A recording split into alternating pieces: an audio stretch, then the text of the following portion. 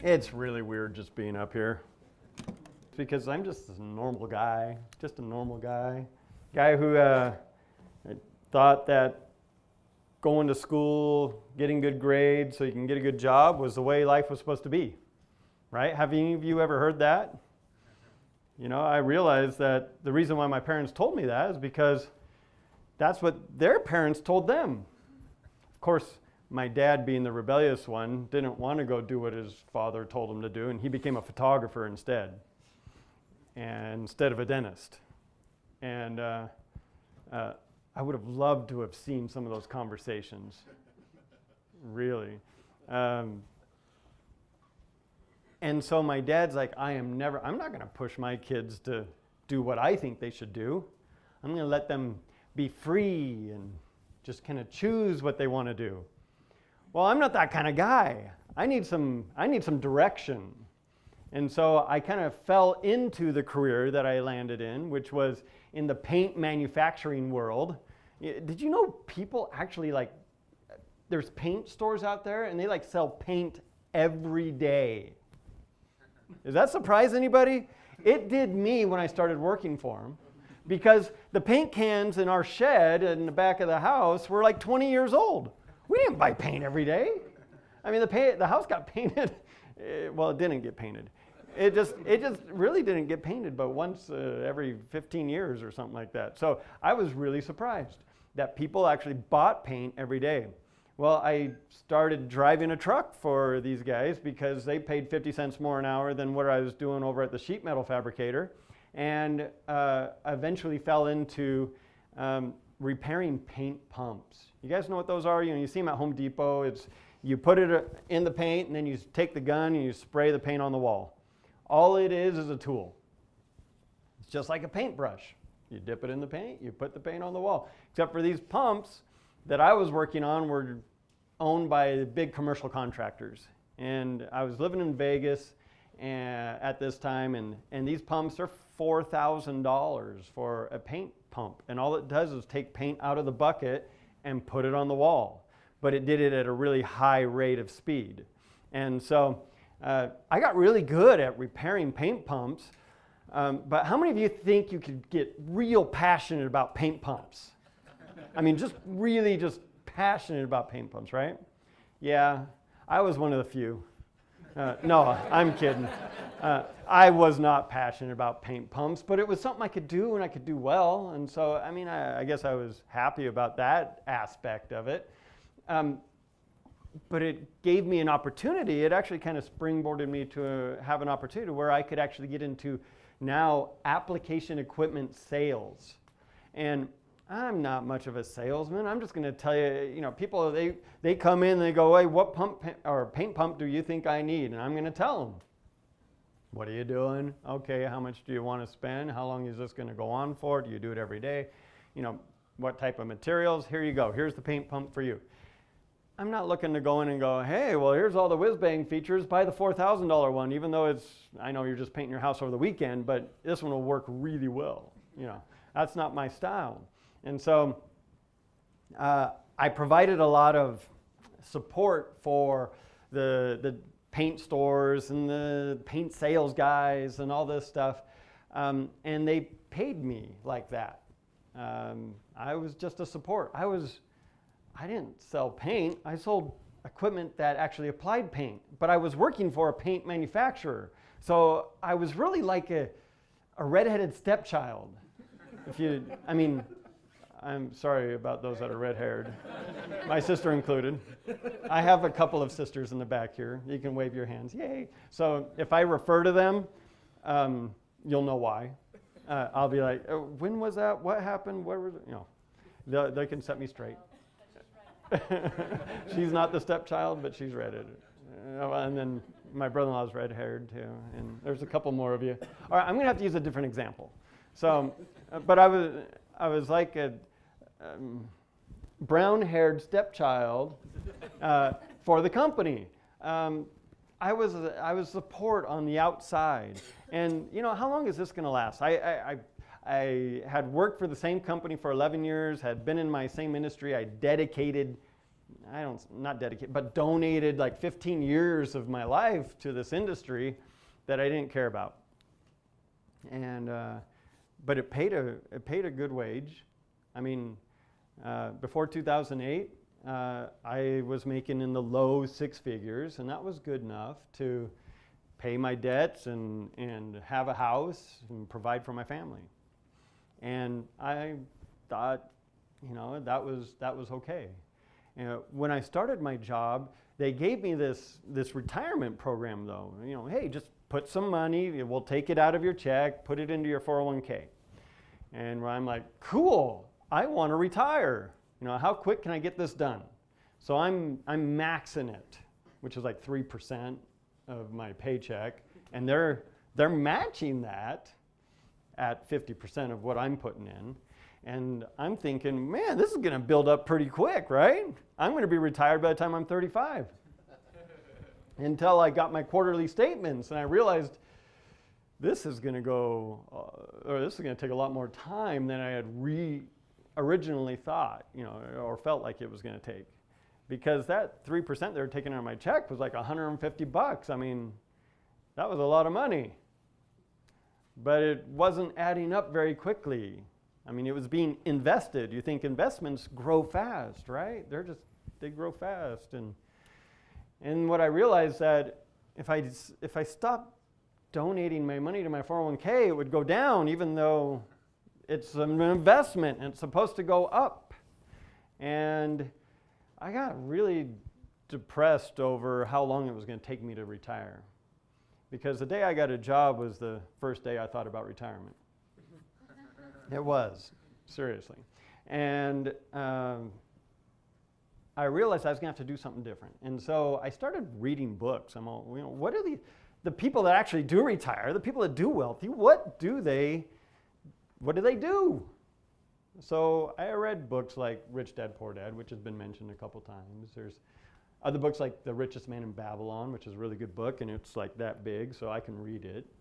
It only takes me a month or two to read one that thick.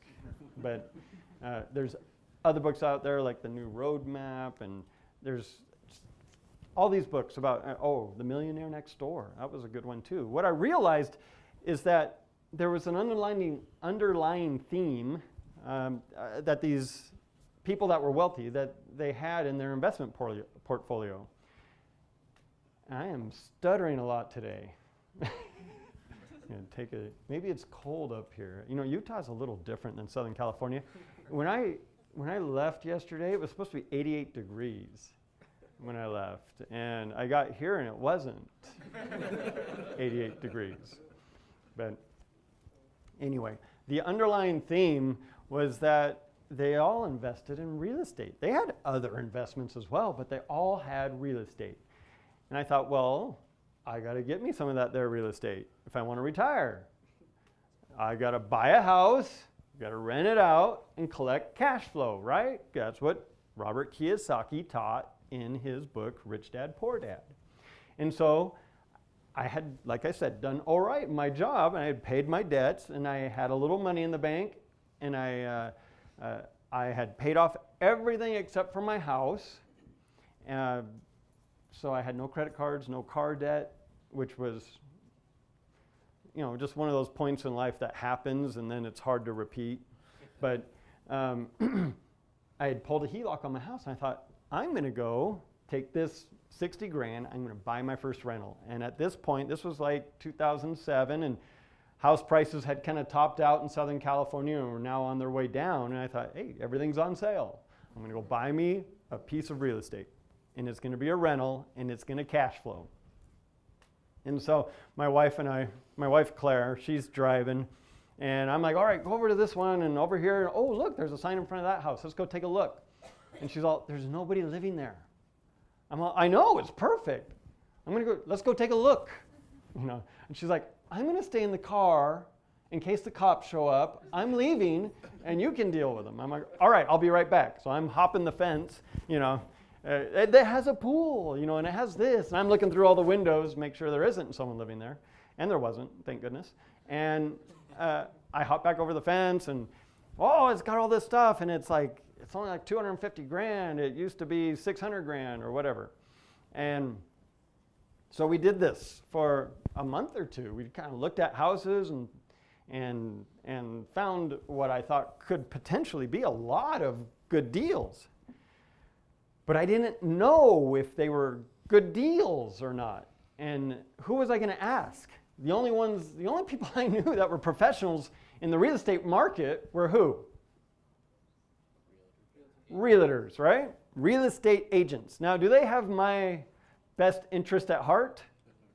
Well, I don't know. Maybe. Some of you that are realtors in here probably do. But the others? No. I'm just trying to keep myself out of trouble.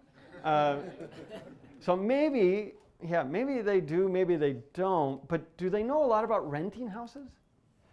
Maybe, maybe not. Are they salespeople?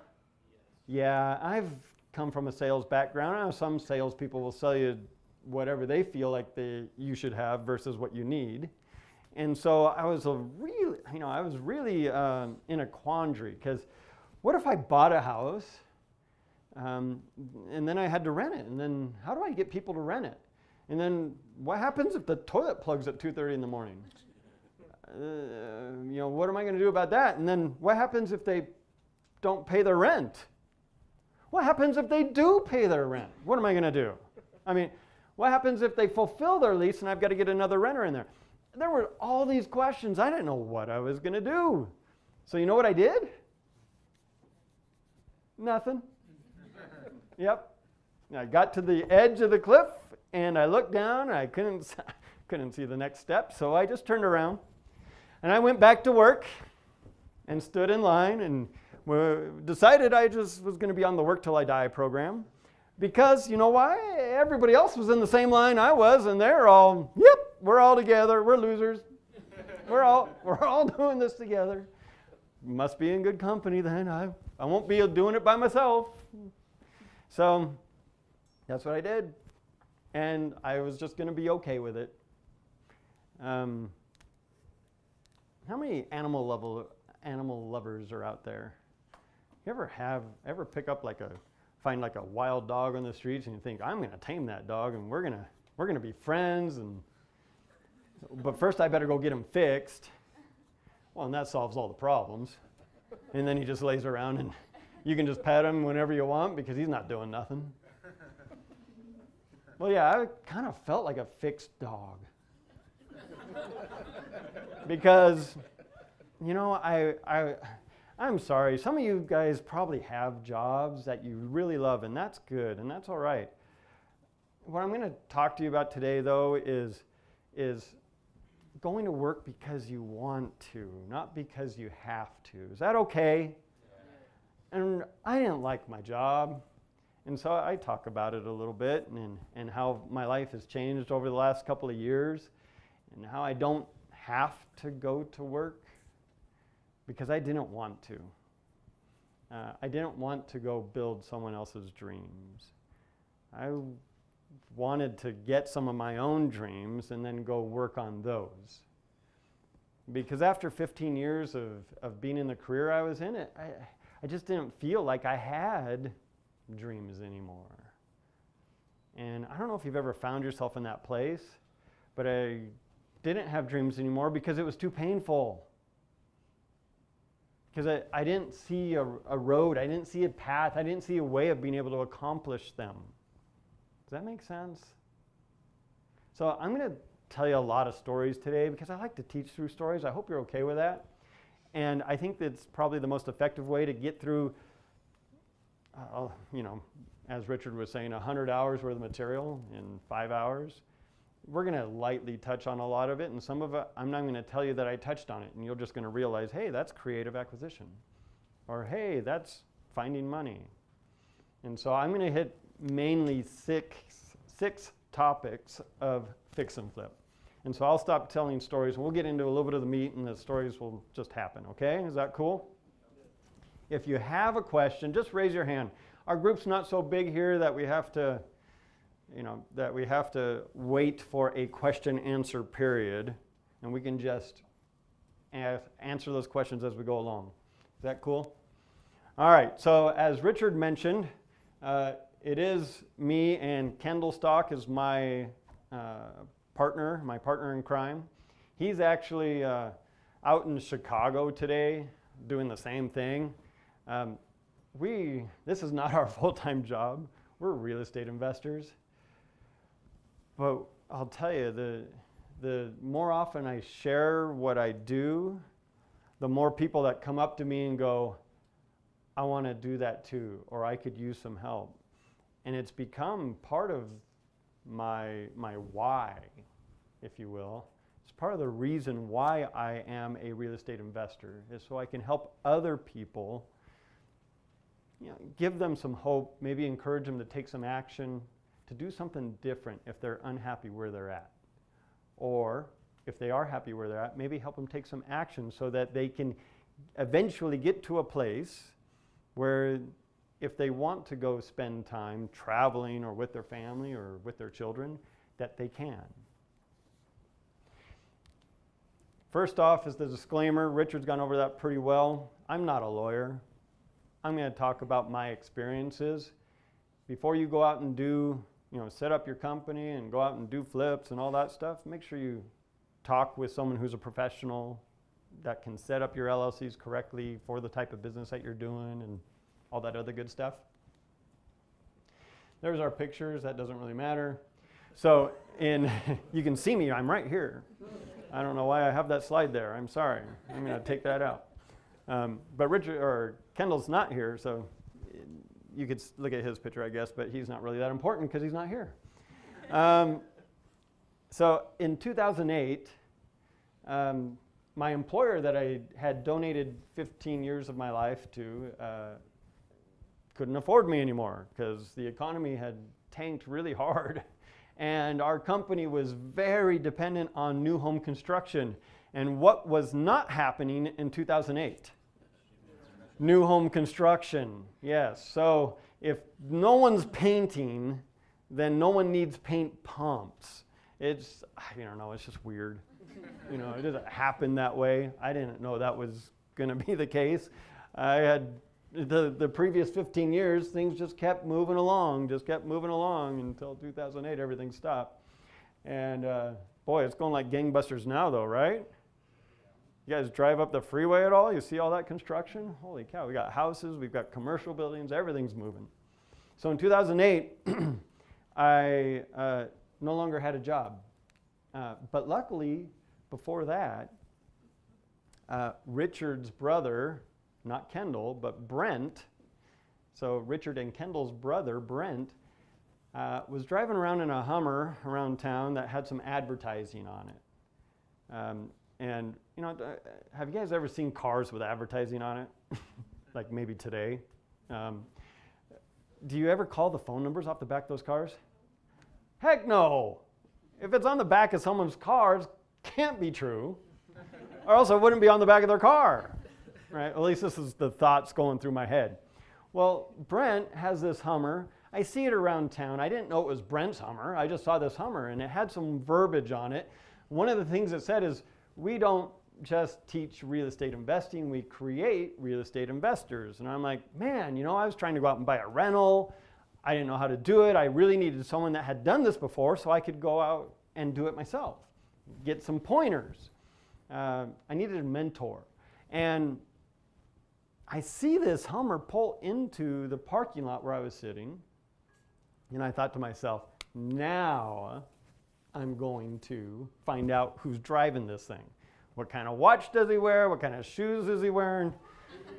This guy, let's see what kind of investor this guy really is. And is he going to be able to teach me? Well, he steps out of the car, and I know who it is. It's a friend of mine. It's Brent. And Brent's from church. And I know Brent. And I go up to Brent, and I'm like, Brent, what is this? He's like, well, it's my business. I'm like, no, what is it? And he's like, well, I don't have time to talk about it right now, but if you come by my office on Thursday night, how many of you have ever heard that before? Right?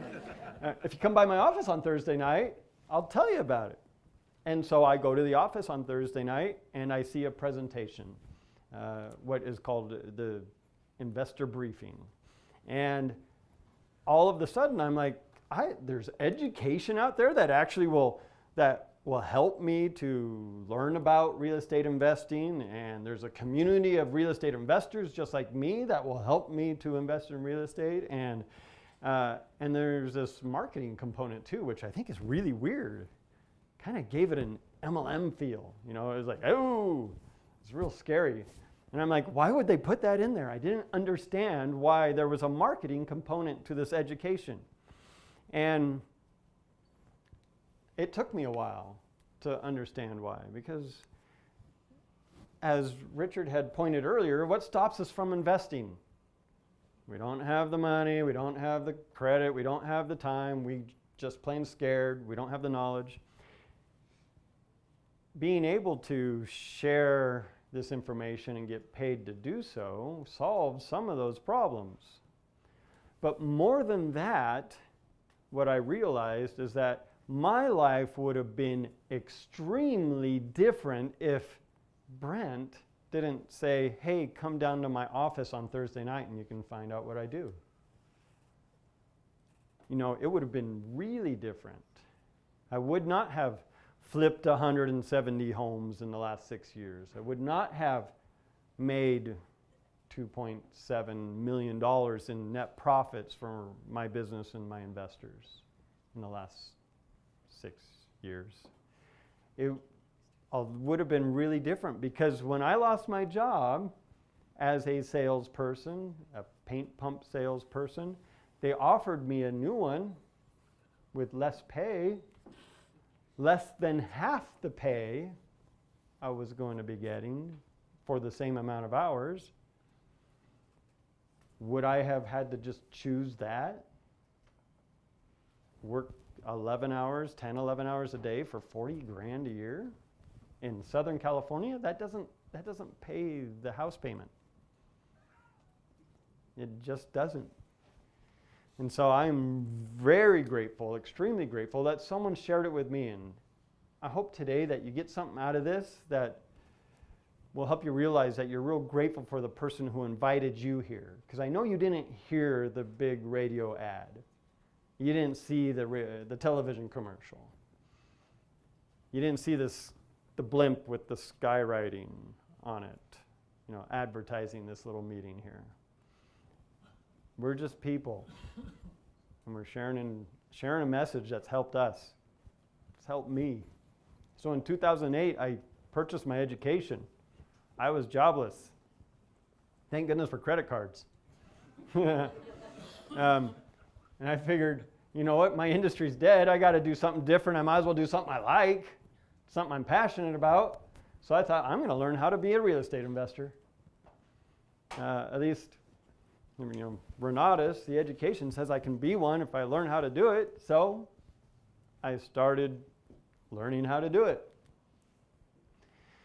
Been full-time real estate investing since 2009. From the day I bought my education, it took me almost 1 year till I got my first paycheck flipping houses. Almost 1 year. I needed a paycheck really bad. Part of the reason for that is that I didn't know what fix and flips were when I got started. I thought I was going to be a buy and hold investor. That's what Robert Kiyosaki said I should do in Rich Dad Poor Dad. Thank goodness that you can purchase this education and it teaches you more than one strategy on how to do real estate. It's not just a wholesale strategy or a buy and hold strategy. It's all of them.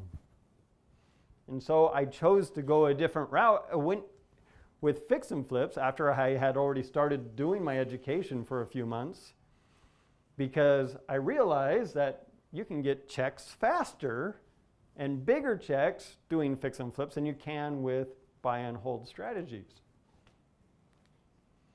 So I've learned from the majority of my mistakes, I will say that, and now I get to teach people to learn from my mistakes as well. Done over 170 flips in the last 6 years, making over $2.7 million in net profits. Why do I say net? That's what goes in your pocket, right? If If I said $2.7 million in gross profits, Aaron's like, well, what did you put in the bank? What did you take home to mama? What did you make? Gross profits. No, this is 2.7 net. This is after the last stamp was paid for, that went on the envelope and mailed our K-1s to the IRS. So that's everything. I think the coolest part of this is that we did all of it. I say we, Kendall and I, we did it all without using any of our own money or credit. Because I was without a job. I had no money. Kendall had suffered his own demise because he was in a sales job, had a sales career, and sales dried up, and so did funding. So people couldn't buy his sales product anymore. And so when you talk about losing houses and cars, that's what he was going through after I had lost my job. And the two of us got together because we both needed a paycheck and decided, hey, you know what? It's a great time to start a real estate investing business. No time like the present. So here's the 6 topics that we'll run through today. They all start with the letter F. So first one is foundation, which we're going to spend a little bit of time on. Then we're going to talk about finding it, funding it, fixing it, flipping it, and then finishing it. I was thinking, if I wrote a book, I could, about the 6 F's, what could I call it? And I thought, you know what? Let's just call it, just F it. Fix it, fund it, flip it, finish it. Just F it. But I don't know, some people take it wrong. So anyway, I'm probably not going to call it that. I'm just thinking I have to find another title for my book. But I thought that would be a catchy one anyway, right? Attract a couple eyeballs. All right, so let's get started. How many of you would like to hear about some of my early mistakes so you don't go do those? Okay, perfect. This house here on the left was on a street called Moonbeam. It is actually 3 stories. Now, it's not like a Utah house that's 3 stories where the first story's in the basement. No, these were all above ground. And it's kind of unusual. But that little room on top there is kind of like just one, it's like a bonus room or a man cave, so it's kind of cool. And you could look out over the valley here. Anyway, that's not important.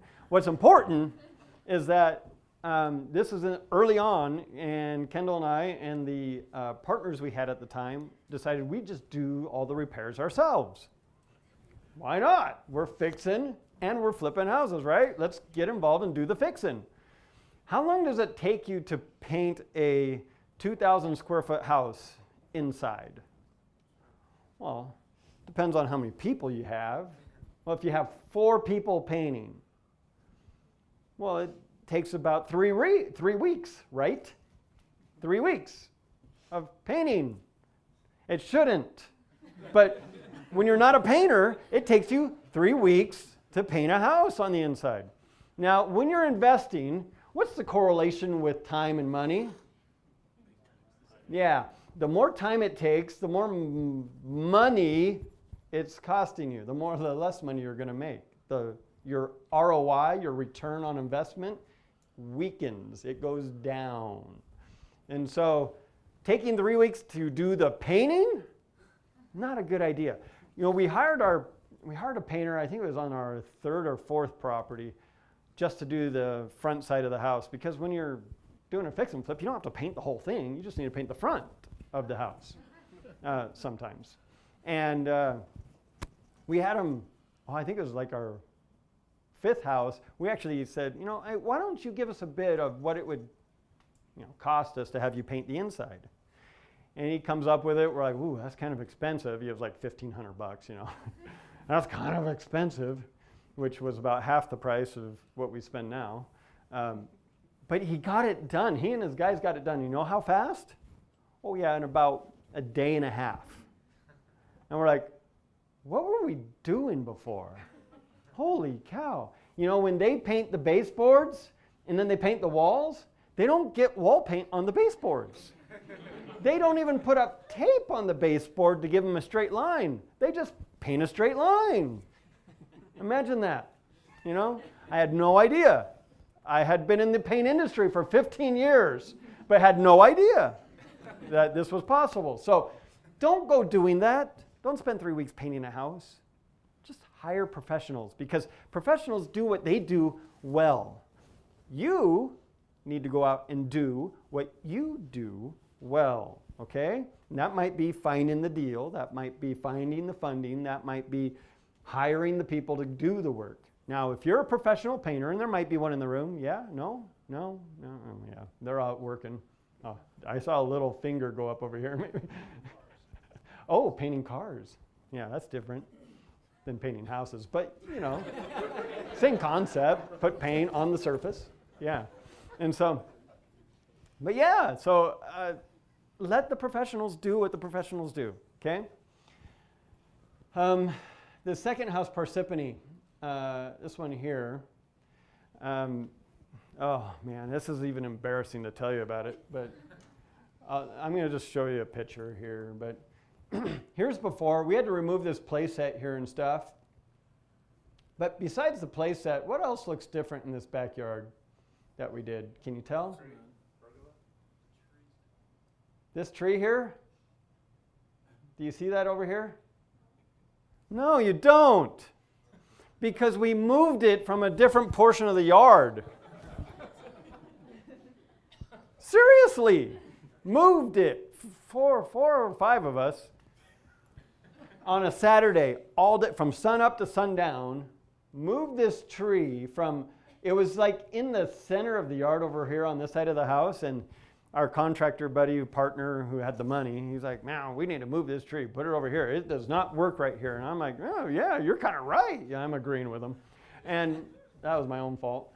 And we're just going to move it. I'm like, you can move a tree? I'm like, okay, whatever, you're the boss. You're the contractor. So we dug a hole over here, and then anyway, we laid the tree down and we just moved it over and picked it up, and that was that. Right? Over a 14-hour period of time. That tree is like, you can't even see the top. It's like 25 feet tall. And it weighed a couple of tons. And we got winches over there, everything by hand. No machinery involved. I mean, holy cow. I still don't know how we accomplished it. But we moved the tree. You know what that did for the value of the property, though?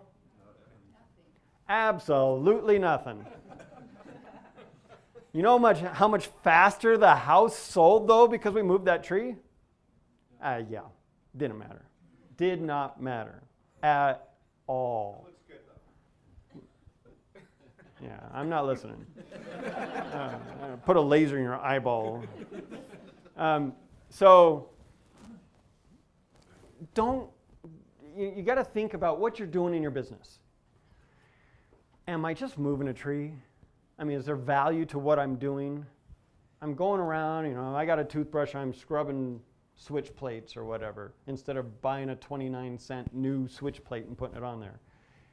Am I wasting my time? Ask yourself, Kendall and I have asked this question in our business 100 times. Are we just moving trees? And it means something to it. Now, it means more to me because I was there. Kendall was not. He had a family outing or something he had to go do. But are we just moving trees? So don't go moving trees, okay? One last point about hiring professionals. Not just professionals as far as contractors go, but professionals in your business. This house here was on Cadenza. Oh yeah, I did write that down, so I didn't have to guess. Cadenza. It was a great house. This house here, we bought it for $215,000. We put in almost $24,000 in repairs. We had some cost of doing business, which is, paying your taxes, setting up your company, all that kind of stuff. All the things that cost money that people forget about when they're doing business. And then we had some selling costs, of course, to pay an agent and that kind of stuff. Sold it for $292, made almost a $40,000 profit. And I'll tell you, our investors on this one, you think they were sad or happy? They weren't either. They were mad. And you're thinking, why the heck would they be mad? They just made, we made 40 grand and we're splitting it. And we did it in 71 days from start to finish, which gave them a 41% return on the money that they had invested with us over that, if you were to annualize it over that period of time. And you think, why would they be mad? Well, why does anyone get mad?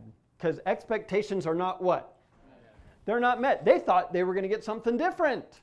They were doing TV math in their head. Oh, you know what? We bought it for $215. We sold it for $292. We only put $24,000 in repairs. We should make $60,000. You're like, well, no, there's other costs too. Here's the receipts. Here's my spreadsheet. Here's my spreadsheet of where all the costs went. Well, think about it. I didn't think about it before this, but think about it. You don't have any of the money, or I don't, but my business partner and I, we're in charge of, let's say, finding the deal, finding the house. We're in charge of hiring the contractors and spending the money, their money. We're in charge of selling the property, and then we're also in charge of writing the profit checks out to our investors. Now, how easy would it be for me to make a mistake and accidentally pay myself too much? Could that happen?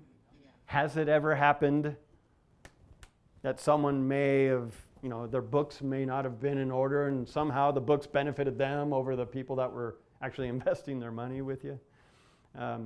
Yeah. So they had a different expectation, and all of a sudden, because their expectation wasn't met, where does the blame go? Yeah, on me, on Kendall.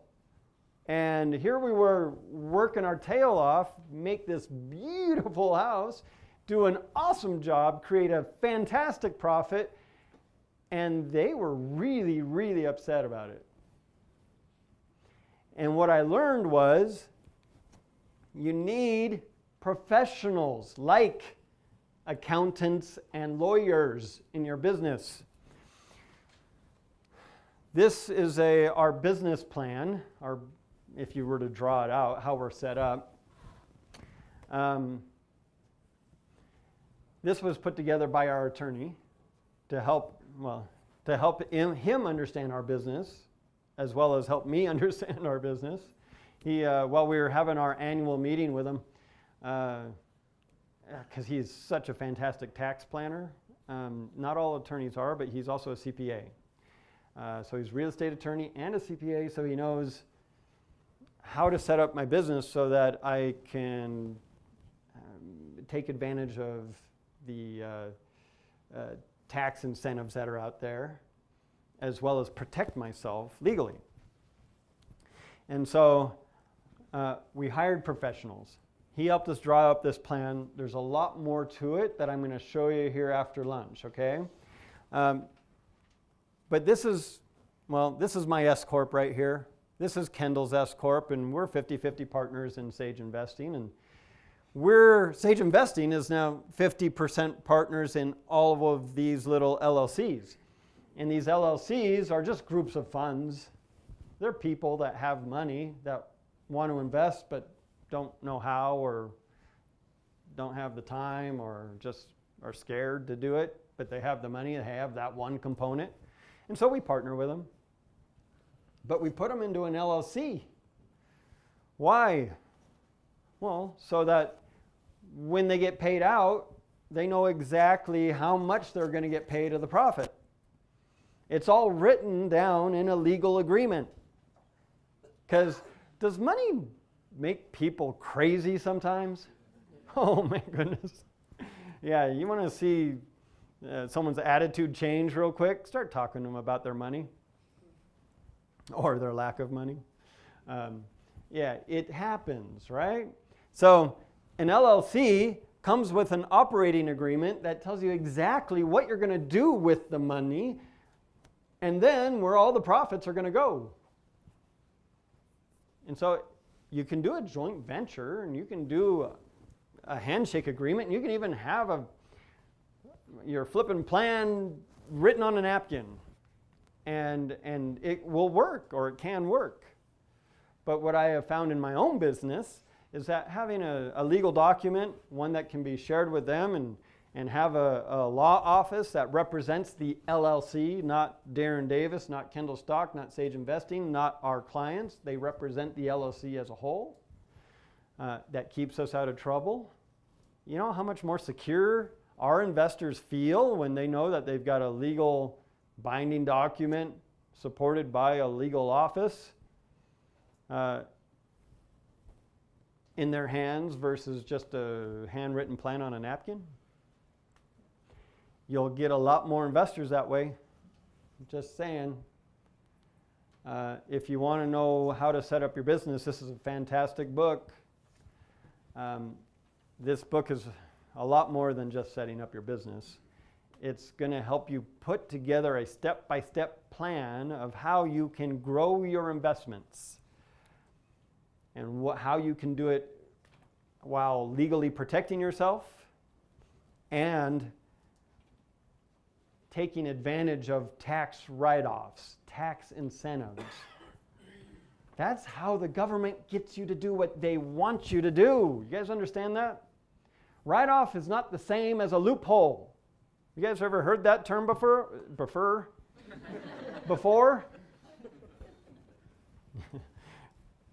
Back on the farm, before I was a real estate investor.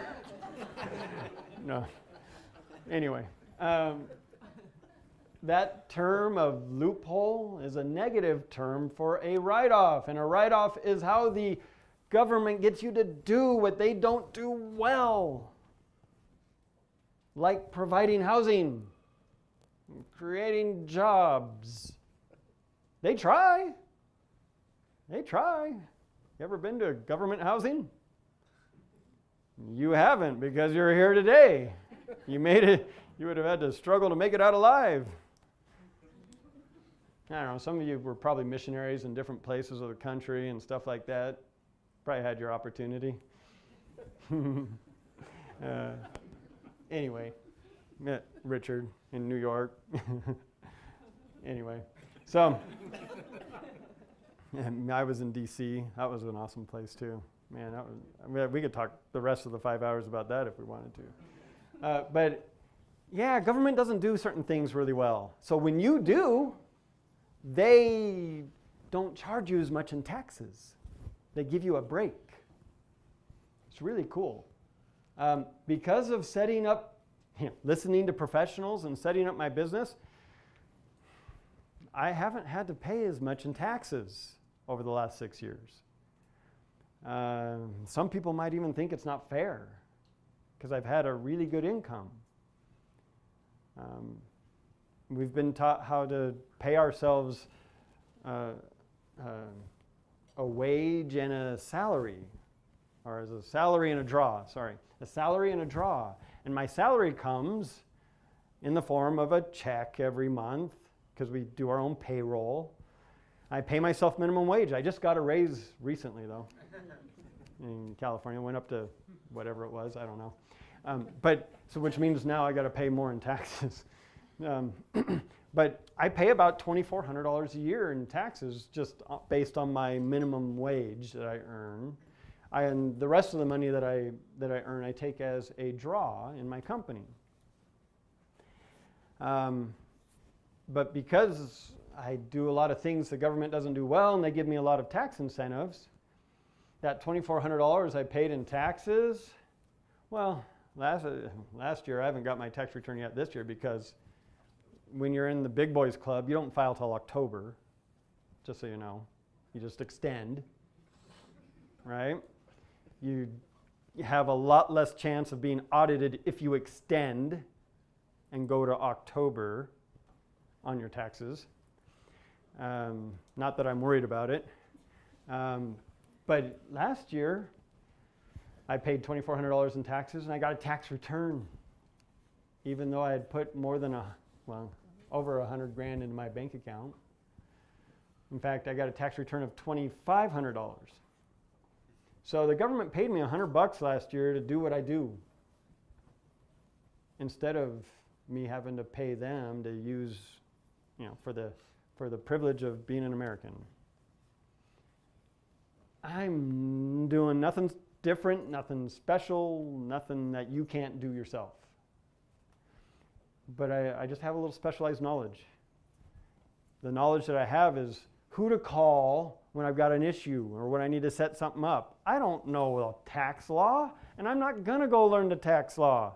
I'm going to learn a little bit about it, but I'm going to learn it from people who are professionals that know how to do this, that study it for a living. The gentleman that put this together and has done our tax planning over the last 6 years, his name is Mark Kohler. He's an instructor for Renatus. He teaches the tax and legal classes. He knows what he's talking about. And this is a book that he wrote that is, I wouldn't even promote it if I hadn't read it myself, but it's really, really good. There are chapters I get to, it's like, I got to stop there because this is where I'm at in my life right now. And this is what I've got to implement next. Chapter 5, I kept getting stuck on chapter 5. It's like, I got to learn how to pay my children and get a tax write-off for doing it. And now I've got that in place. So then it's setting up my solo 401k. Well, I'm working on that still. So anyway, hire professionals. Now let's get into the meat of things. Those are things I learned. When you're building your business, especially if it's going to be a real estate business or a flipping business, and by flipping I mean a fix and flip business. Some people might use that word as a euphemism. But a flipping business, I'm going to want you to be an expert before you do your first deal. How many of you are going, yeah? Eyebrows are going like, really? How's that supposed to happen? Yes, become an expert before you do your first deal. Let me go over this with you over the next little bit here of how to become an expert in your business. You're going to implement knowledge and turn it into application.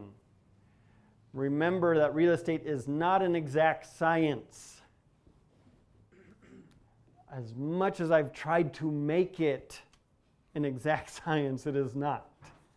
And so don't get stuck in analysis paralysis. For someone like me, and there might be others out here, I know my brother-in-law loves to analyze. Yeah, right? That's a really good trait to have in a business partner if you don't like to analyze. Okay? Don't succumb to analysis paralysis.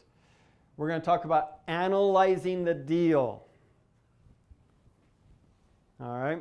This doesn't mean you are analyzing the first deal you're going to buy. This means you're going to analyze the deals that are going on out there so you know why they're making money. Okay?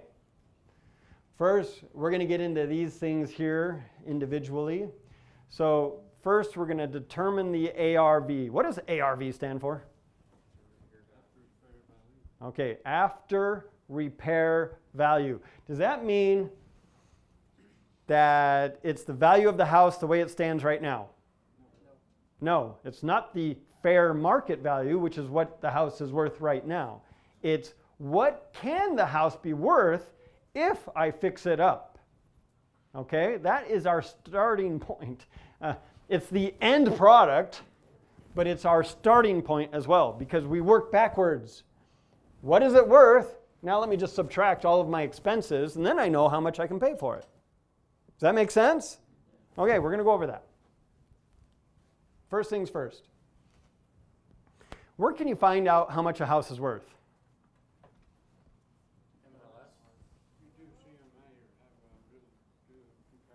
Yeah, all right, a CMA, a comparative market analysis. I heard MLS. And what else? What else can you use? There's a whole list of things out there you can use. Comparables, comps. I heard comps. You can ask an agent. You could ask your neighbors. If their opinion might not matter if they're not real estate professionals, but you could ask your neighbors. You can just go on a gut feeling. I think it's worth $300,000. Fantastic. Let's hope the appraiser shares your gut feeling. All right. Now, I love going to websites because I can do it without talking to anybody. For those of you that don't like to talk to people, you can just go online and you can find out, hey, I'm going to use a website. I'm going to go find comps or comparable properties. Overall, we're looking for reliable comps because what is the appraiser going to use when he's appraising your house? Reliable comps.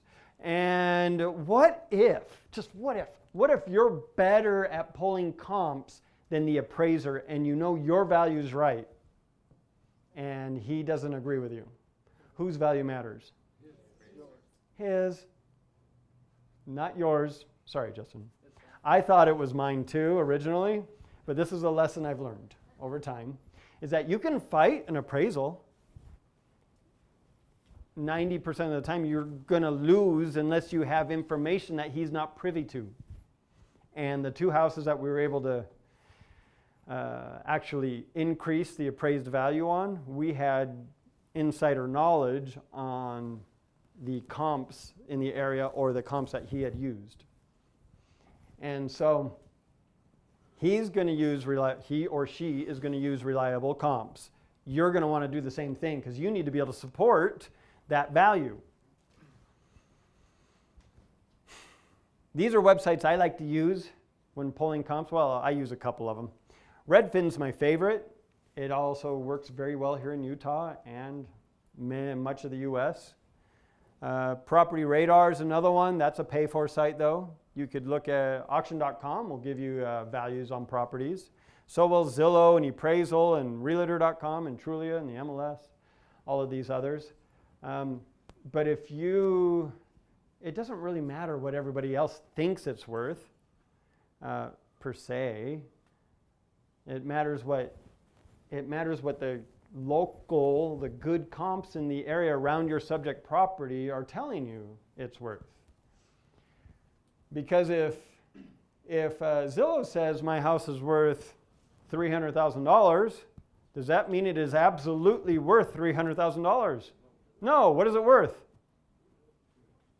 Who knows? Let's look at the comps. Maybe it's worth $250. Maybe it's worth $350. Don't sell your house at $300 if it's worth $350 because Zillow said it was worth $300. Okay, let's pull our comps. So let me show you how we're going to do this. So a good comparable has what? All right, same square footage or similar square footage. What else? Same number of bedrooms, bathrooms. Lot size is important, especially in neighborhoods like I deal with where all the lots are 6,000 square feet. And you might have one that's 10, that's in the back of the cul-de-sac. That adds value to the property. Yeah, similar location. What's a big one around here? Maybe the view. Does the house have a view? Does it see downtown Salt Lake? Does it look out over the Salt Lake? I don't know if that adds value or not. Does it here? I don't know.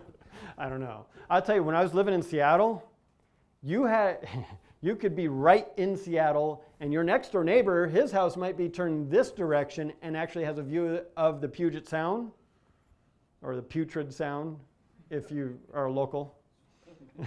There's a lot of industry out there, a lot of pulp companies and stuff, and they used to dump all their waste into the waterways. Oh yeah, in the summertime it stinks, even though they haven't done it for 50 years. Anyway, that was off the subject. So your neighbor might have a view of the water, but you don't. And your houses could be exactly the same.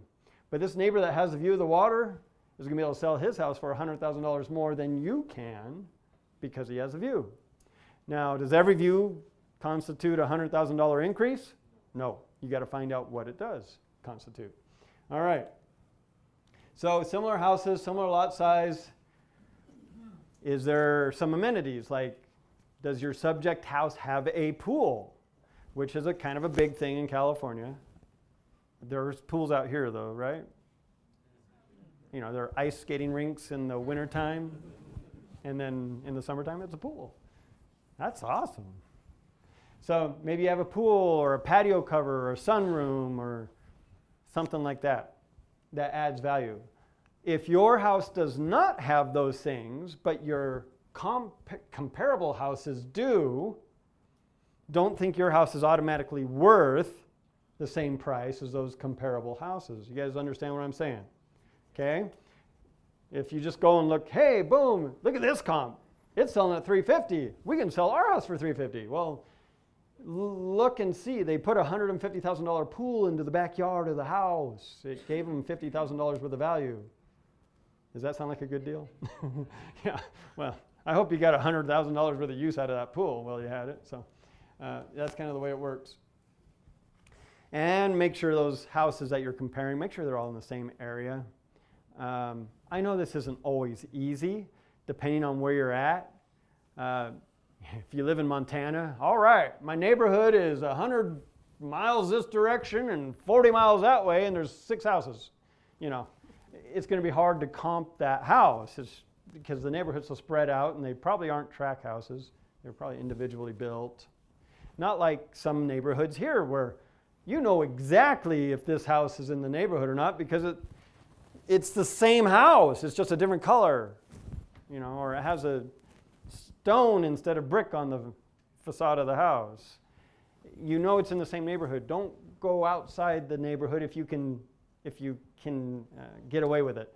Don't cross the 15 or the 215 freeway thinking that the comps over there are better, because the appraiser is not going to go across the freeway to pull your comps. Okay? He's going to stay in the same general area.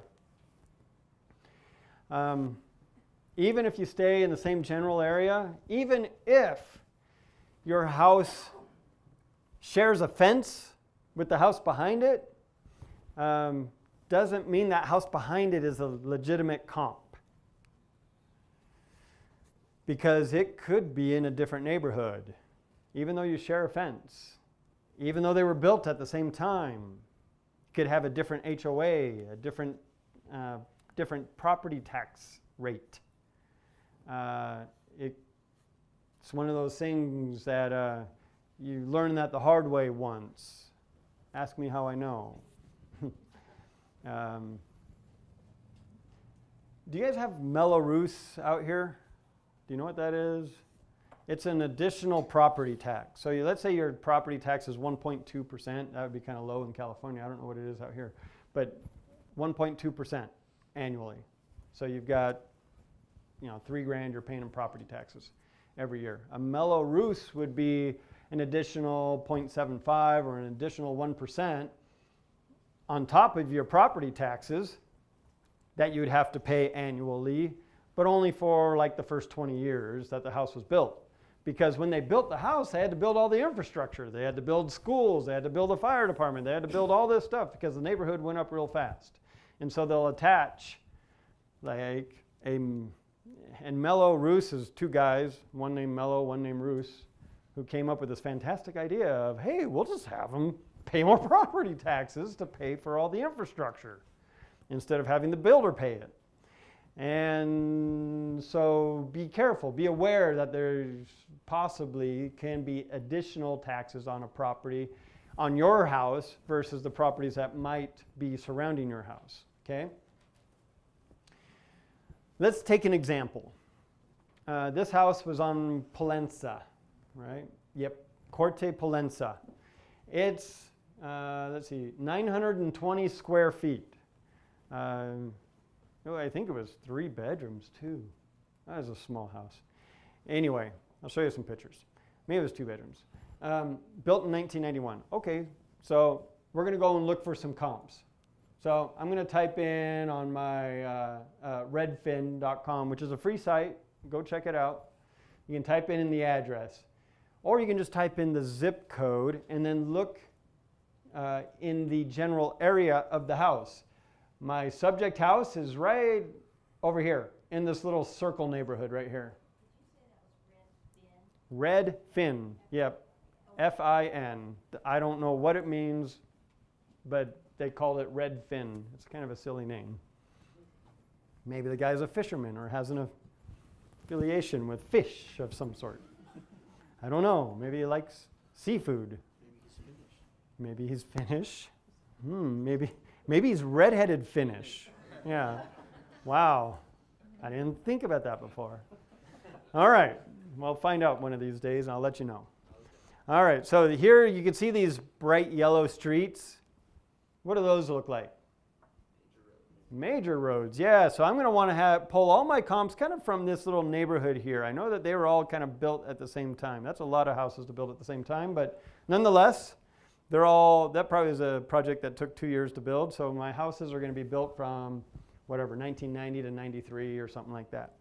So I want to pull my comps from here, and I can put in a range of square footage. I'm going to look at houses from 750 square feet to 1,250 square feet. I want to kind of narrow down my comps. I don't need a whole bunch of 3,000 square foot houses because they're not comps, right? So I'm doing that. You can see here there's little blue boxes with little houses in them. You can't see it. I'm just teasing. But they're there. And there's some green ones too. And the green ones are listings. The blue ones are solds. And so what do I want to use when I'm pulling comps? If I can help it, yes, I want to use solds. Do listings also help me, though, decide what I need to sell the house for? Yeah, because what if the market's going up? Are the listings going to be higher or lower than the ones that have already sold? They're going to be higher, right? What if the market is going down? Are the listings going to be higher or lower than the solds? Lower. They're probably going to be close to the same price because people are wishfully thinking that they can get the same price in a downward market. But they might be even lower. Potentially, that's the case. And so that's going to help you determine where the market's going, for one. But here, I'm going to want to take all these under consideration. So here I drew a red box here around the next slide. Or I'm going to show you what's inside this red box here on this slide. Blew it up for you. All right, so we've got a house that's 1,069 square feet, a couple that are 1,133 square feet, and we got one that's 920 square feet that sold for $250,000. And let's take a look at that one. So the ones here that have days on market, those are listings. Those three here in the middle are listings. This one was a sold up here. This one that sold for $265,000 at 1,069 square feet. But I want to take a look at this 920 square foot house and see, all right, did they fix it up? If they did, can I make my house look like that house, and can I sell it for the same price? I mean, ideally, I should be able to, right? Unless they have a $150,000 pool, and I'm not going to spend that to put it in the backyard. So I'll sell my house for less. All right, so here's not the subject house. This is the house that's going to be used as our comp, potentially. Let's see, what does it say here? It says, back on the market, this is an amazing opportunity, low maintenance, ranch style, features 2 large bedrooms, 2 full baths. The greater majority of this home has, all right, here we go, into the features part of the listing. The greater majority of the house has wood floors with tile in the bathrooms. The kitchen has been recently updated and features cabinets with a glass front and lighting. This sounds pretty nice, right? Fully landscaped, peaceful yard, blah, blah, blah. All right, let's take a look at what this house actually looks like. Let's get into these pictures here. Let's get inside the house. Let me blow this up for you. All right, can you guys see this part right here in the top corner where that orange arrow is? Well, you can't see it really well, but it's, how many of you have put a flat screen television on the wall before? What kind of bracket does it use? Big rectangular one? Yeah, well, there's a big spot there that hasn't been painted because they used to have a TV over the fireplace. I'd point at it, but my batteries ran out. And Richard's giving me some more. So, also, the lighting there is brass. Is brass real popular in the 2000s? No. You know what, though? They just brought in all kinds of new brass lighting in Home Depot. It's coming back. So learn to like it. Just saying. Anyway, it's got brass lighting. Because it's got this patch on the wall that has not been painted, because that's where the TV was, do you think that they repainted the house before they put it up for sale? No. So it's telling me it's not recently rehabbed, because even if it was lightly rehabbed, they would have painted that spot that doesn't have paint on it. Okay, so this is stuff that you're going to look at the pictures and you're going to realize, hey, all right, well, this house hasn't been recently redone. Oh, hey, here's the special cabinet that they hung over the countertop there that has a glass front with a 60-watt light bulb thrown inside. I don't get it. Apparently that's the only feature in the house. The poor agent was probably wondering, what are they going to talk about with this property? Because this cabinet doesn't add a whole lot of value, in my opinion. But there it is, nonetheless. The countertops in the house, what do they look like? Tile, right? All right, so kitchen doesn't have a whole lot of upgrades, right? Bathroom, builder special. That's the way it was when it was built 30 years ago, 20 years ago. Though the backyard has got a nice patio cover. It's got a nice patio cover. That's not always original. Those are extra when the houses are built. And so there it is. Now, on what I found here on Redfin is that there was a little discrepancy of what the MLS said it sold for versus what public record said it sold for. And what should you believe what do you believe has more strength behind it? Public record or what the agent typed into the MLS real quick? Yeah. Especially when you find out some houses sold for $250,000, but it's telling you it sold for $2.5 million because they added we'll have to put the cents on there too. Well, they added it in the wrong place, the decimals in the wrong area. So you're like, how does that happen? Well, people are people. And so anyway, this house here didn't sell for $250, it sold for $256. And so what are you thinking right now? The house, our subject property, can we sell it for $250? Can we sell it for more, or can we sell it for less than that? And yeah, let's hope we can sell it for more. Our comp really doesn't look that good. And they sold it for $256. So what can I get for my house if we put some repairs into it? Because believe you me, it needed some repairs. And I'm going to show you some of the before pictures of how many repairs it actually needed. Oh, but before we do that, this is a market trend. That blue line there is an average dollar per square foot that you're going to pay for a house in this zip code. And over the last 2 years, what is that trend doing? It's going up, right? The red line is what has sold. $1 per square foot average. And these reports are real. They're real free. They're real handy. That red line is the $1 per square foot average of what houses have sold for. So in this market here, I can see there's an upward trend. So if, let's say, houses at 920 square feet are selling for $256,000, but that was 3 months ago, might I feel okay about asking a little more? Yeah, I might actually get it too. Make sense? Cool. Here's another house. This is the other one that had sold, the 1,069 square foot house.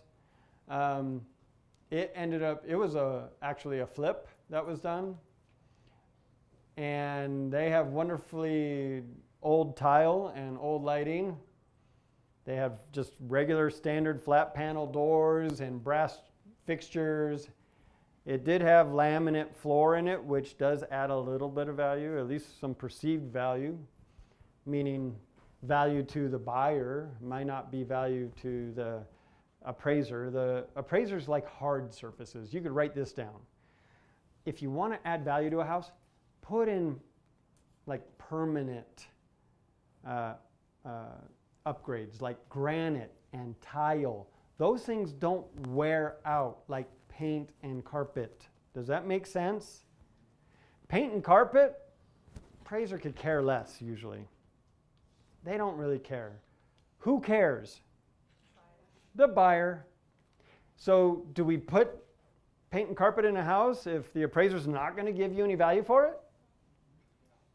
Absolutely, because you want your house to sell eventually. This is fix and flip, not just fix, right? If you just fix, there's a problem.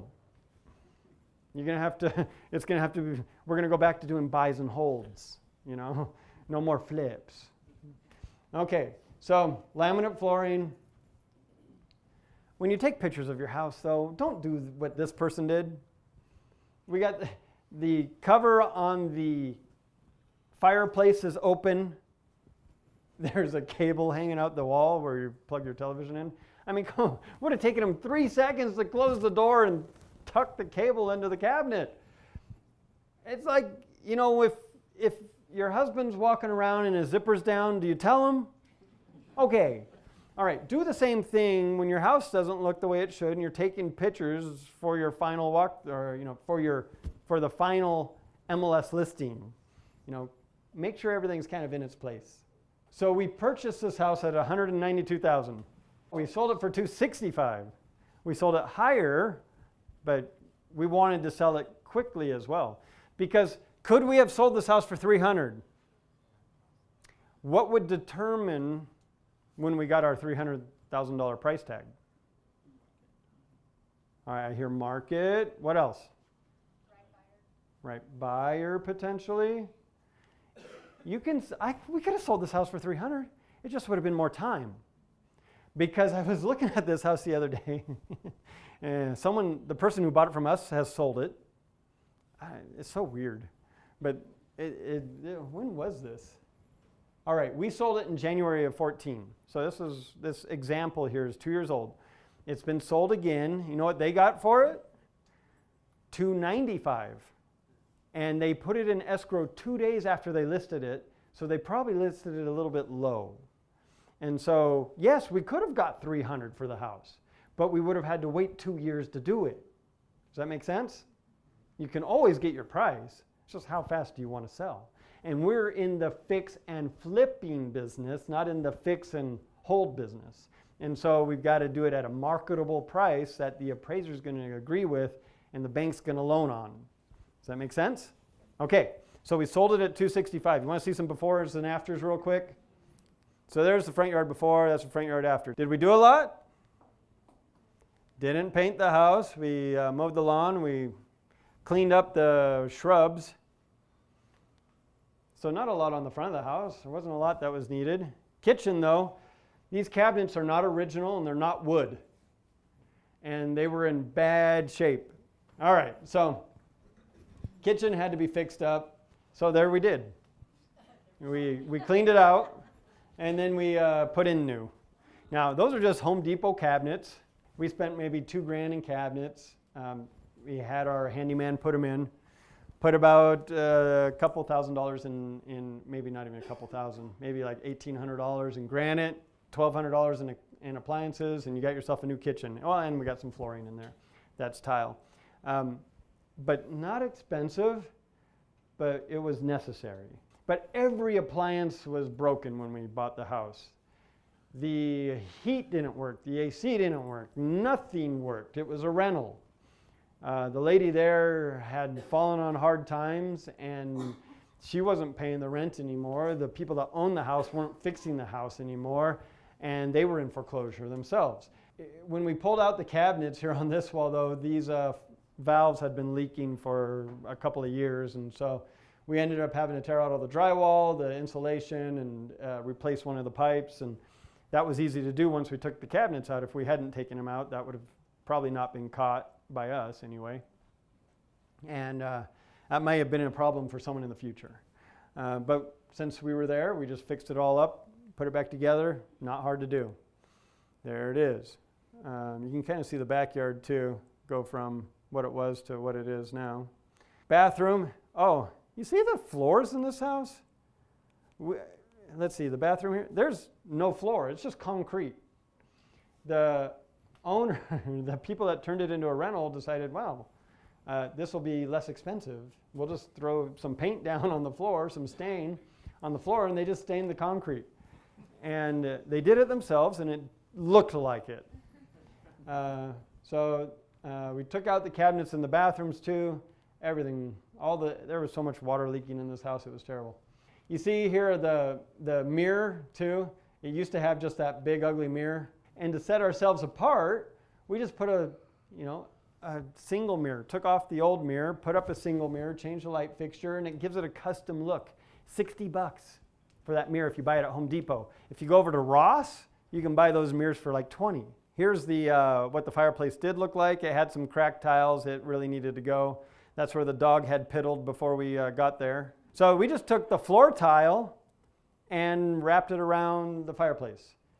It's very inexpensive, but does it look better? Does it match the house?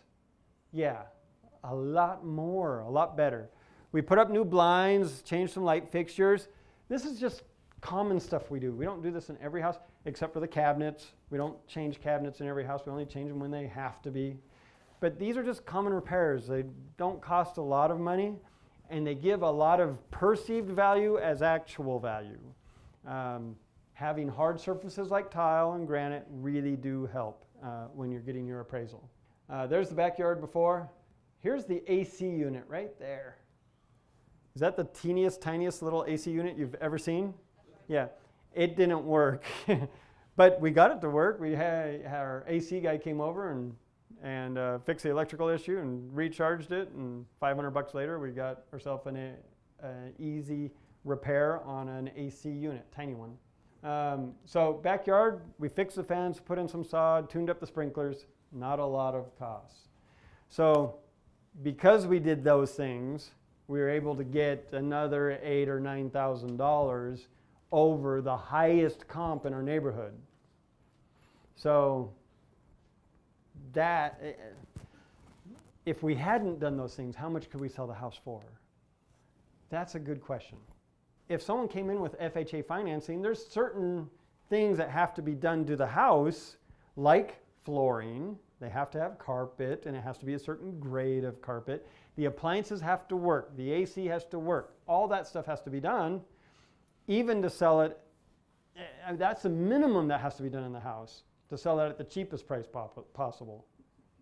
Now, if we had to do all that already, why not just put in a little bit extra and get top of the market? You don't have to fix up the house to the top of the market value and then to sell it at top of the market. You can do other things. There are people out there that buy a house, vacuum it, put it on the market, boom, done. They flip it. They don't get top of the market price. They sell it at a lower price to someone who does want to go in and do the repairs. And that might be a good business. But if you're a buyer and you've got a 920 square foot house that has had nothing done to it versus one that has, and your payment on that house is going to be maybe $50 difference, whether you buy the one that's super nice or the one that is not, which one are you going to be inclined to buy? This one's going to turn faster, at least in my experience and in my opinion. So I like fixing houses up to a top of the market standard and then selling them at top of the market. You can too, or you can do something different that works for you. But we're going to talk a little more about this, because is it possible to fix up a house beyond what the local market will bear? Yeah. Ask me how I know that. In fact, my parents, quick side story. My parents are selling their house right now. They've been in it for 42 years. They've had it up for sale. My dad says a dozen times, but it's only been 5. And he exaggerates on occasion. He's dramatic. He's a photographer. He's artsy and stuff. And so, anyway, the house has never even been looked at.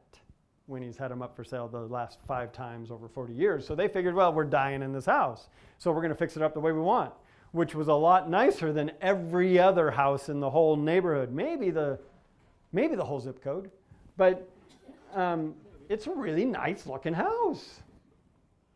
Well, they went on a mission for our church, and they came back, and they weren't as attached to the house as they used to be. And they thought, well, we want to move. We want to move to Utah. It's like, all right, you're going from sunny Southern California to snow. Whatever floats your boat. You know, people do strange things when they get older. Just saying. I mean, and so they want to sell the house. And I'm like, okay, you know, we don't have to do any fixing. Fixing's been done, but now we've got to turn this property. And, well, you know, when they originally bought it back in '73, they bought it for $24,000 as a HUD home. And now the house has more than $24,000 invested just in the kitchen appliances. And so the highest sold house in the neighborhood over the last year has been $430,000. And it was a nice house. It wasn't as nice as my parents, because it was a flip. Someone went in, tore it all out, put all new back in, and it looked really nice. I mean, you could see that they shopped at Home Depot, but it was a really nice house. My parents' is all custom. It's beyond, I'd have to show you pictures. Anyway, so what are we going to do? It's like, well, you know, let's put it up for $550 and see what happens. Is the appraiser going to appraise it at $550? The likelihood of that happening, the chances are really, really slim. But it's like, let's just see what happens. You know what? We got a couple months before you need to move. Let's put it up here 2 weeks ago. And 2 weeks ago? I don't know. Yeah, week and a half, 2 weeks ago. And wouldn't you know, in the first week we had 4 offers on that house. And 3 of them were at asking or over. Yeah. All right, so the market's kind of hot. But I'm still concerned about what the appraisal is going to be. And so we're going to talk about this maybe a little bit later, but we'll talk about it now because it's relevant. So what can I do? How many of you are real estate agents? Do we have any agents in the room? 1-ish. So there's contingencies when you in that contract when you are selling your house.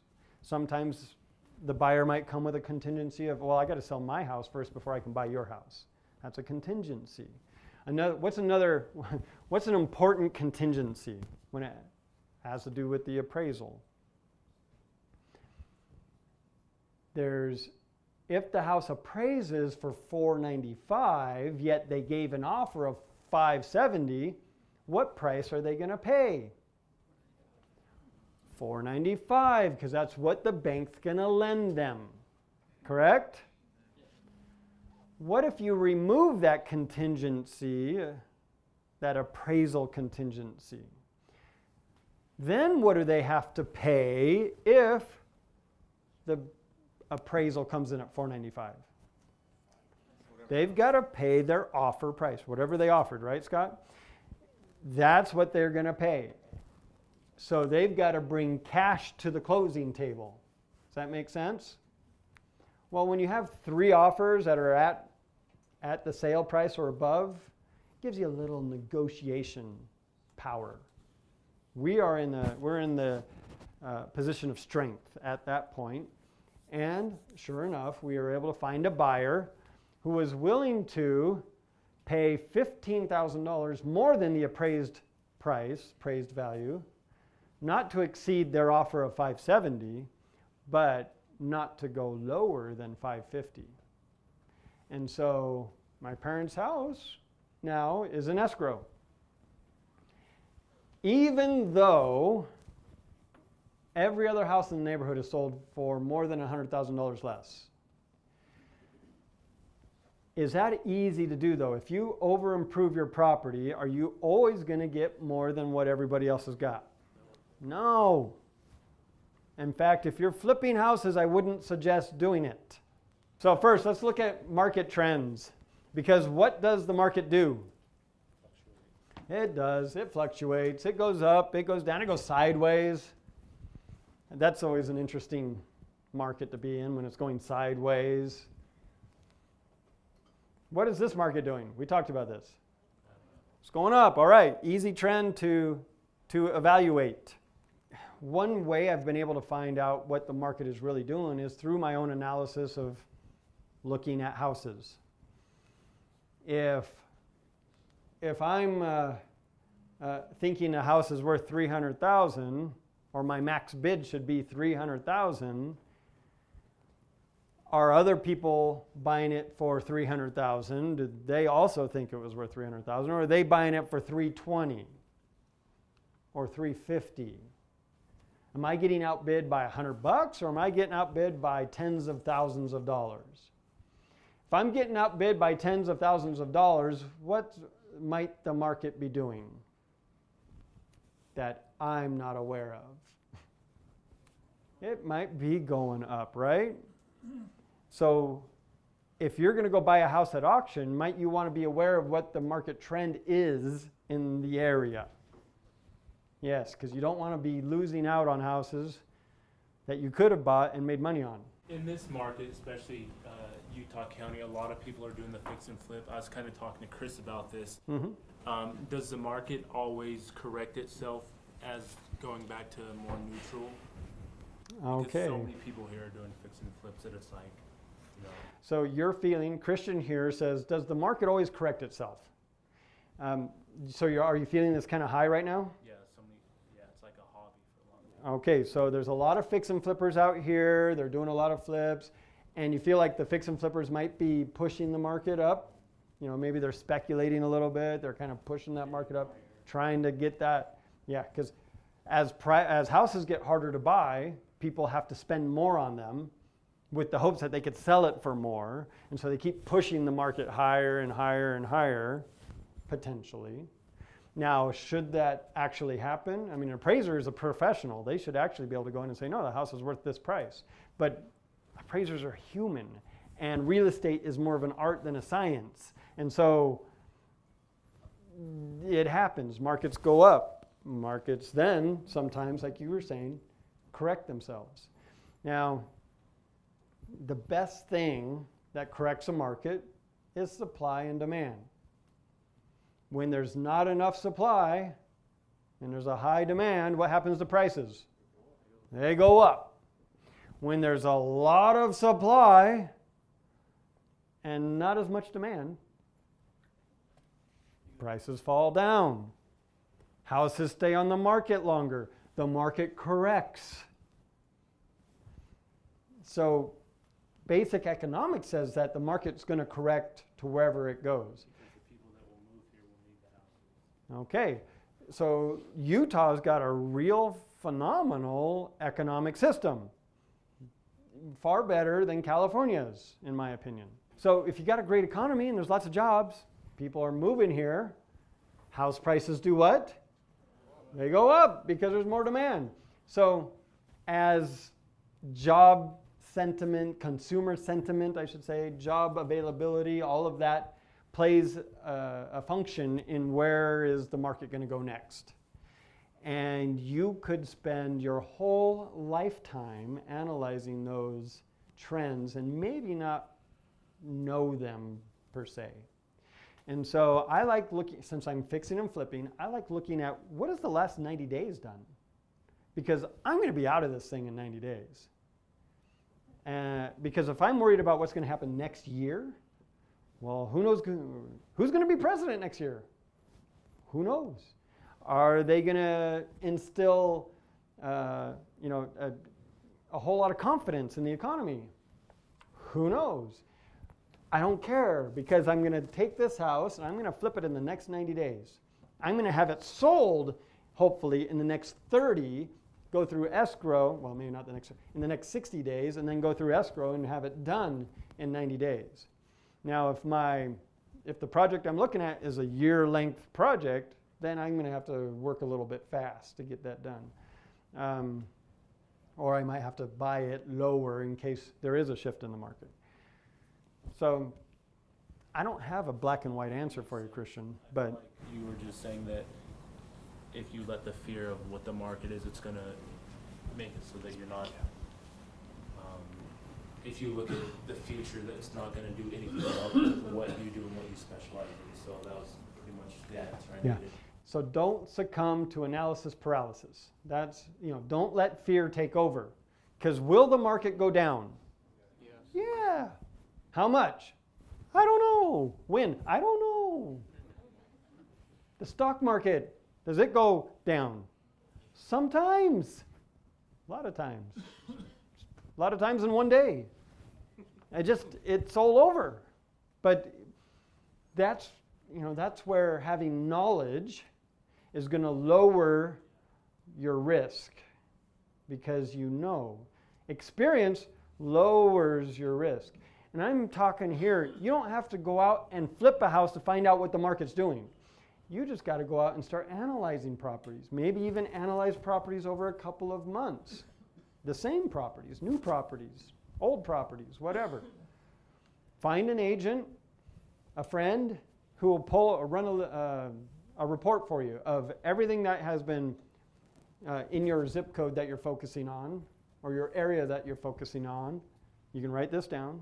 Of houses that have been purchased and then sold within 6 months. Because they're typically flips. They've been purchased in January and they were sold by July. Again. So they had gone through 2 sales transactions within 6 months. That means they're probably a flip. Okay, that's great. You get a list of houses in your area that have been flipped. All right, what did they do? Did they make money? Well, that first transaction, was it less or was it more than the second? Hopefully it was a lot less than the second transaction. Hopefully they put in some repairs and they sold it for higher and they made a little money and they went and did it again. Run a report, find a list of homes, analyze those homes. Why did they sell for that price? What kind of repairs did they do? Go by and drive by. There are probably people living in them now, so don't go putting your head through the windows. But, go and take a look at them. Find out on paper what made those houses that value. How were they able to go from buying the house for $100,000 and selling it for $200,000 6 months later? If you know your competition, you know how to play on the same field they're playing on, you're going to be a ball player. If you're thinking that I can buy every house at 50% of what it's actually worth, and everybody else says, no, I'm buying them at 65% of what they're actually worth, are you ever going to buy a house? No. Learn what your competition is doing, and then play on the same ball field. All right. Does it seem like everyone's overpaying for property? Or are you thinking to yourself, wow, I just bought 8 houses and that was easy. I'm the man. I'm invincible. If that happens to you, just know that the next year is going to be a real rough ride. Because more than likely, the market took a turn. You didn't realize it, and you just spent $2 million of other people's money buying 8 houses that are going to take a really long time to sell. Ask me how I know. Because in 2010, the tax incentive, first-time home buyer tax incentive went away. Was it 2010? It was 2010, right? I don't know. My years are getting blurred together. But someone had asked me like a month before, hey, do you think this is going to have any effect on your business? Heck no. We're awesome. We just fix houses and we sell them. Everybody loves them. I didn't know how much of an effect that was going to have on my business. And then by like April of 2010, when all the houses that were in escrow had closed out and the incentives were gone, July and August were the slowest months for house sales in the history of them recording how many house sales were taking place each month. And I had no idea that was coming down the road. That was a hard time.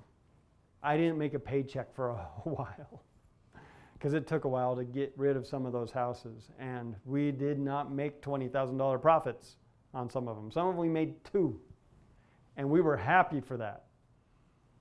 But it's because we missed what the trend was doing. And so look at the trends. What's coming up? What's going on? What's happening? That one was obvious. But I didn't know I should pay attention to it. Now you guys know that if there's a big incentive to buy a house at this certain time and the market seems to be hot, how much of an effect is that incentive going to have on, or how much of an incentive is that having on the market? My guess is the reason why there's an incentive is because the market wasn't doing really well, but now it is because there's an incentive. And so when that incentive goes away, there's going to be, let's say, some slow periods. So which market do you want to do business in? Okay.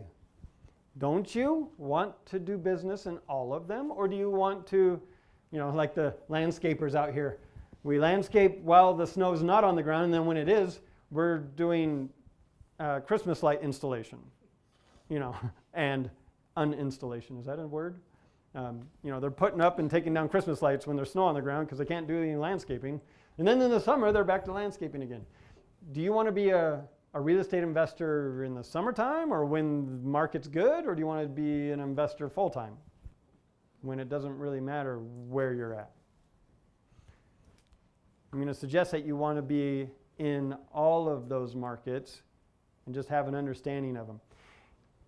There was a point in California in 2013 that the market just went crazy. And the reason why is because of basic economics, supply and demand.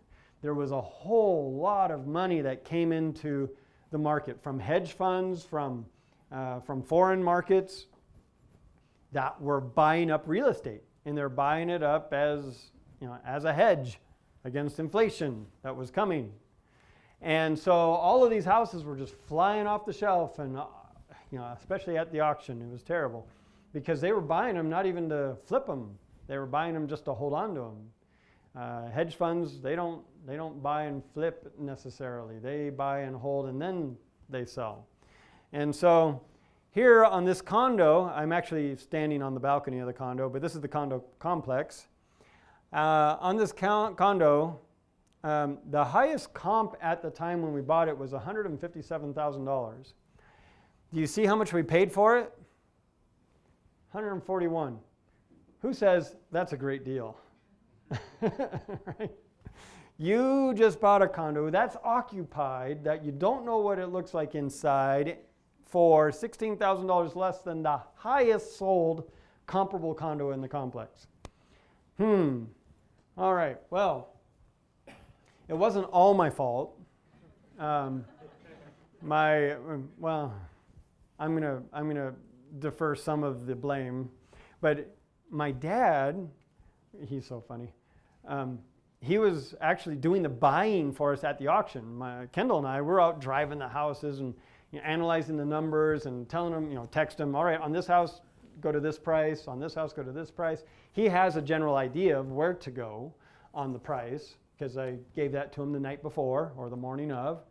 And we're just driving by and seeing, hey, is it occupied? Is it vacant? Is it destroyed? Is it extra good? And we'll make some adjustments as we go and take a look. And then we'll text him over to him, and then he'll bid to that price. Well, on this one, we'd been at auction for a couple of weeks, and man, prices, or the market was going up. It was hard to buy a property, and my dad just gets the inkling that, you know what, and we let him do whatever he thinks he needs to do at the auction as far as bidding, You just do what you're going to do. What we found out is that if we told him what to do, he wasn't going to do it anyway. So just go to that number. That's all he knew. Don't go over that number. That's what he knew.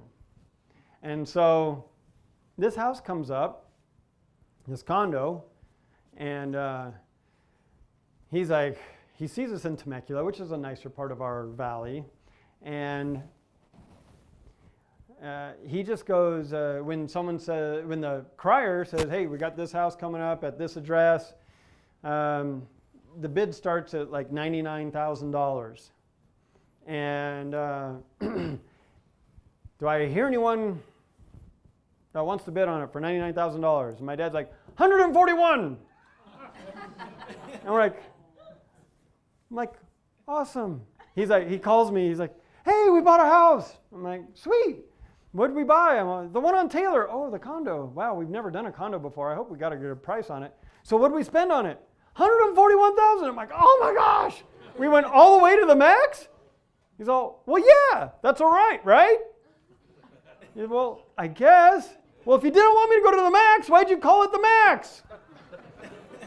You got a point, Dad. All right, we'll recover from this, I'm sure. Okay, thanks. We'll go have celebratory lunch now. Oh my gosh. Yeah, at Costco with hot dogs, So we're not getting the J-Dog hot dogs. We're getting Costco hot dogs for $1.50. All right. So anyway, we knew the market was going up. 2 weeks before, we wouldn't have spent that much.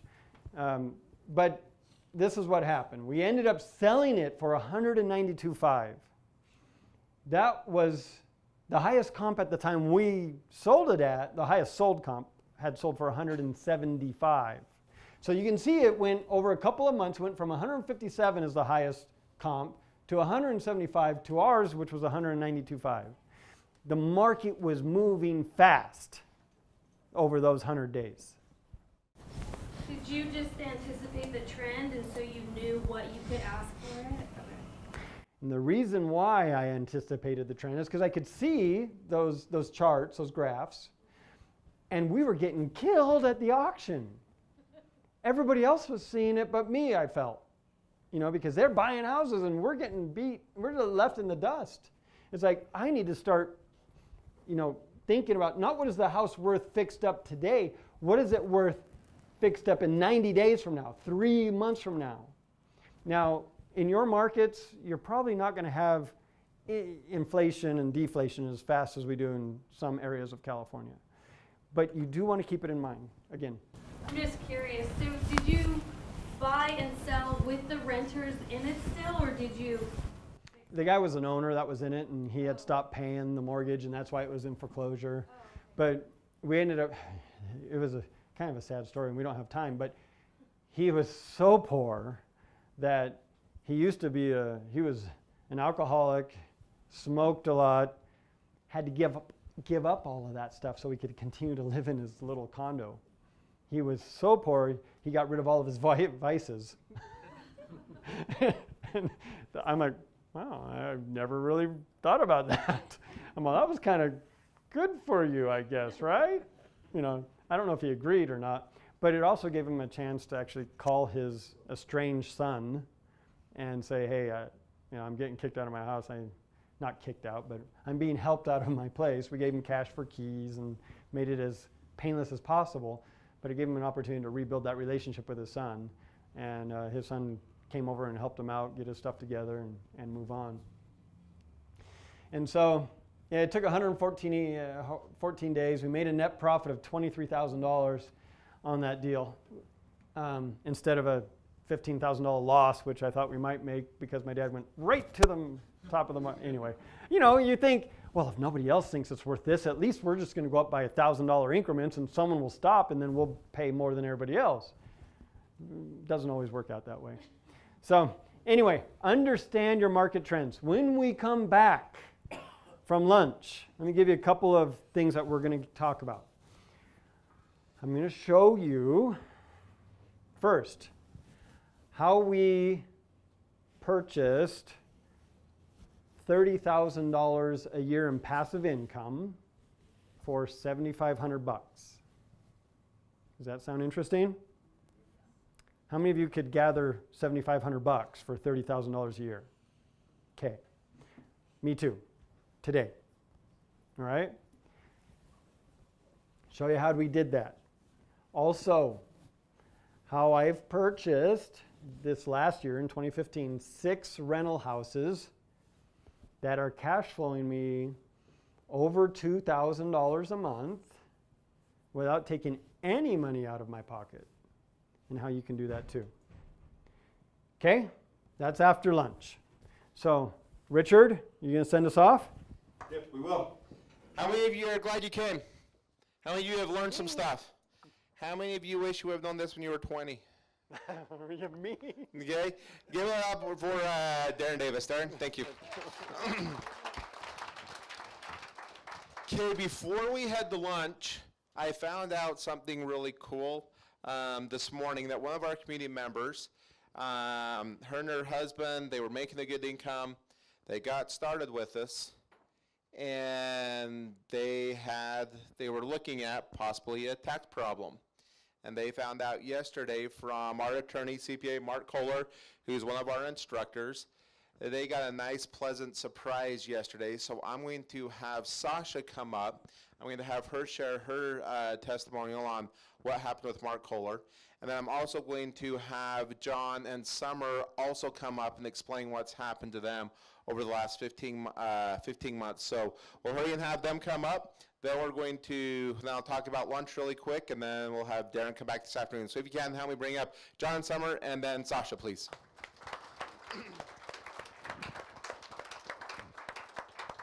And Sasha is already nervous because she wasn't expecting to do this, but this is a cool story. Guys, when we have stories like Sasha's happen every single year, like my guy told you earlier, he saved $11,000 on taxes. I'll have Sasha explain what happened with her. Hi, I'm gonna pass out. Goodness. Oh, it's crazy. Okay, here we go. My name is Sasha. My husband, Dane, and I joined the community about a year ago, and, well, I guess, and our little baby, who's 9 months. Her name's Sophie. Cutest baby in the world. Anyway, we joined about a year ago because we were both working jobs that we did not really like. I hate working for someone. I'm the worst employee on the planet, probably. And my husband, he likes his job. He's a way better employee than I am, so he was okay. But we got invited down by my sister Summer and her husband John, and we were like, yeah, let's go check it out. Hopefully it's something that can get us to a better point in our lives than what we're doing right now. So we came down, and we saw the education, and since over the past year, it has completely changed our lives, if nothing short of just changing our complete outlook and our mindset on what our lives could be. In the past year, since joining the community, we have purchased our first home, and we did not think that would be possible in a year. And with implementing the education that we've learned through the community, we have a 30-year mortgage that we're going to be able to pay down in just 7 years. So that's going to save us a ton of money, like we were talking about earlier, hundreds of thousands of dollars that we would much rather spend on a whole bunch of other stuff than giving it to the bank. So that's really awesome. And then also, through using the attorney and CPA that's been mentioned today, my husband Dane and I, we usually would only get back maybe $1,000 on our taxes, which kind of sucks. Can't do a whole lot with that. And this year, by using the attorney and CPA that we went through, we've been able to get back just over $7,000 on our taxes, which is awesome. Especially when you have a baby and you spend all your money. So, but and now we have a plan in place to get us even further along. I've already quit my job, and I'm a full-time stay-at-home mama. And in the plan, Dane should be able to quit his job this year, and we'll be able to just continue to live the lifestyle we want to and be able to accomplish the dreams that we have. And it's all been made possible through this community and the education that's available. So if you have questions, get back to whoever invited you down and get them answered. you will not be sorry. So thank you.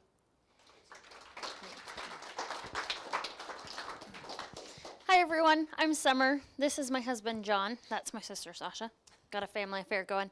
So we will make this short. I know we're holding you up from lunch. So my husband and I joined just over a year ago. And at the time I was working full-time as a property manager, and my husband was working full-time as a restaurant manager in downtown. And we felt like at that time we had, worked our way up the corporate ladder, and we had been able to at least get a good enough income that we felt pretty good for our age. But we realized that we weren't making what we could be making, right? Like, we have really big dreams and really big goals, and we know that making $60,000 isn't gonna reach it. And so we were able to come down to the community and get plugged in. And since that time, a lot of awesome stuff has been able to happen. It's completely changed our lives. I've been able to quit my full-time job. I was able to quit in July, and John was able to quit in April. So now we literally get to just do this from home. We get to run our own business and invest in real estate and do it together from home. And last year was the first year that we've ever been able to go over 6 figures, so that was awesome. And we've loved it. We've had a really great time, and it's changed our lives. So. Yeah, I just want to tack on to that as well. On the real estate side, we've been able to close on a fix and flip. We've been able to set up a operation in Las Vegas, so we're just excited to gear that up. We have the money we need to sit down at the auction house and buy foreclosed homes. So we just got that whole operation set up. We're excited. It's a lot of fun. We were just looking back. We've got about 1 trip planned every quarter, and today we're actually leaving on a 7-day Caribbean cruise. And we've got 3 other trips planned like this. And at our jobs before, we couldn't do that. We would run out of our vacation days. So it's fun. We love it. So thanks for coming, you guys, and we'll see you guys after lunch as well. Thanks, John. How many of you would like to get at least a $500 a month tax-free increase in pay? How about $1,000 a month? As I know what Darren and Kendall basically what they make, how many of you paid more than $2,500 last year in taxes and still didn't get a really good 6-figure income? This is the power that happens when we play by the rules of the game.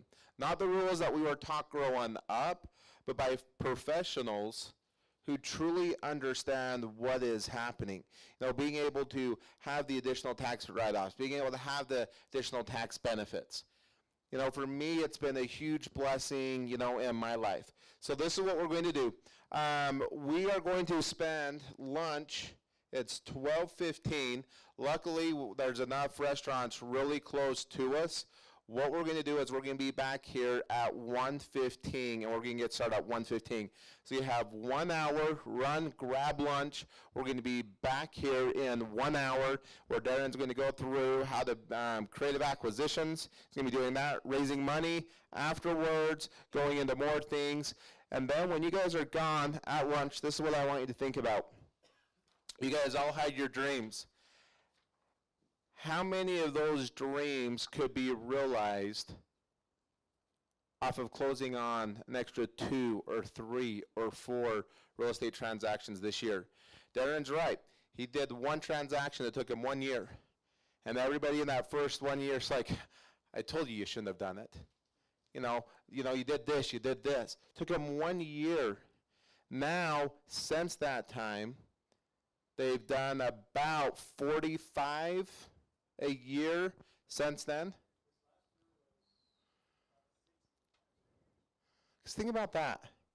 How many of you would go 1 year, close on 1 transaction, to 5 years from now, closing on 60?